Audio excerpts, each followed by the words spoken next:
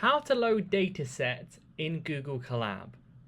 So here we are on Google Colab. The first thing we're going to want to do is move your cursor over towards the left hand side of the page where you see the little folder button. You're going to want to click on that file section there. Then you'll see pop up this screen here on the file section. You should see at the top left part of it a little section there where it says upload to session storage. Click on that icon. Then you want to click on the data set from your device, whether that's a MacBook, laptop, Windows PC, computer. Then you want to click OK on this pop-up here.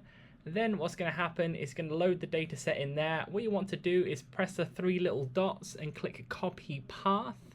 Then once you've copied the path, what you want to do is click over towards this part of the screen.